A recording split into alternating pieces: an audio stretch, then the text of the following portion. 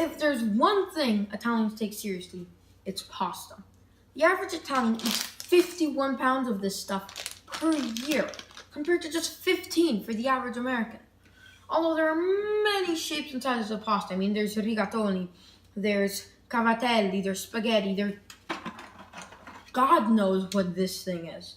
Okay? There's only one way to cook it. That's al dente. Toothsome.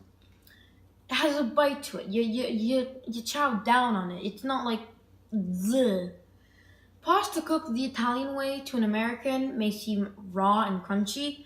However, pasta cooked the American way to an Italian is mushy and edible. Ugh. So, mom's Italian, dad's American. Dad, under the bus you go.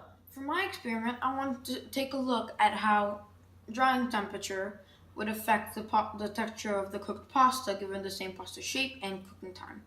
So let's start by describing the basis of the experiment. I started by making a single batch of pasta dough by scaling up my mom's recipe, which called for 1 egg per 100 grams of flour. I needed 5 batches of pasta in total, but only a few pieces to cook for each batch. In total, I used 300 grams of flour and 3 eggs. The first batch was air dried at room temperature, and the 4 others were dried in the oven at 4 different temperatures. The lowest 2 temperatures match the range typically used by artisanal small batch producers, such as Baya Pasta in Oakland. The 2 highest temperatures match the range used by big industrial brands such as De Cecco and Barilla. I made a thick cut shape called tagliatelle, which made it easier to see the changes inside after cooking. So let's have a look. First, we have to prepare the dough by mixing flour and eggs. Then, we knead the dough and fold it over like a letter so that it can be flattened into a hand-cranked pasta roller. Each successive pass is done with the rollers closer together until we get the desired thickness. Next, the dough is passed through a cutter to get our final shape. Now that we have the final cut, we rinse and repeat 4 times. It's 8 o'clock. Onto the sheets they go. The first one, our control, is simply left out on the counter. The next next 4 are going to be placed in the oven. The first 2 temperatures were 50 degrees Celsius, 122 degrees Fahrenheit, and 80 degrees Celsius, 176 degrees Fahrenheit.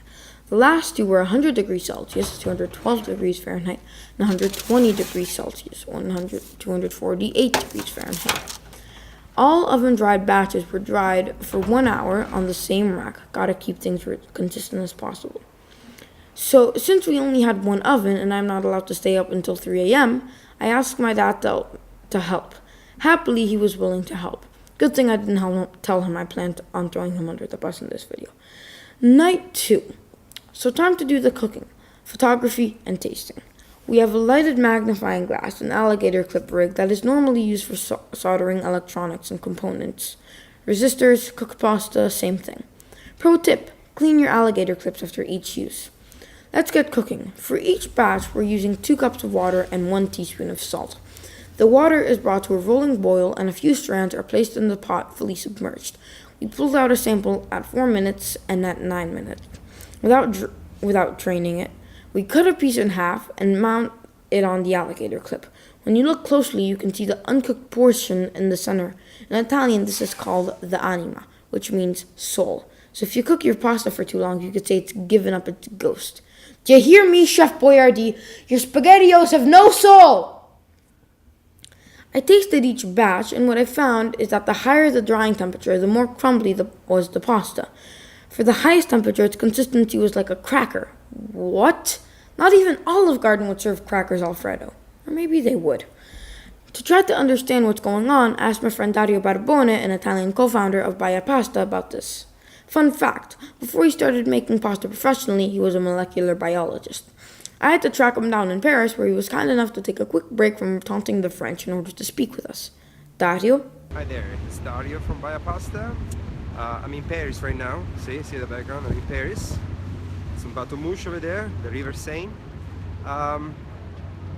Question about starches, high temperature, and pasta. So, drying pasta at high temperature, we ruin the starch structure, and will actually kind of tangle and ruin the proteins. So it will end up in a pasta that has a very strange consistency and sometimes even crumble. That's the expert opinion. Okay, bye.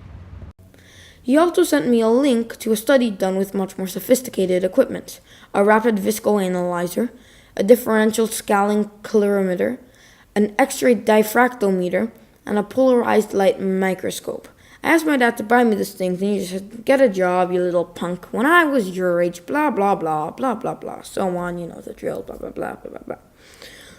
The bottom line, at higher temperature, the structure of the starch changes, as does the protein, which starts to break down. When you cook your pasta to death, you won't notice this, but when you cook it al dente, you can really tell the difference.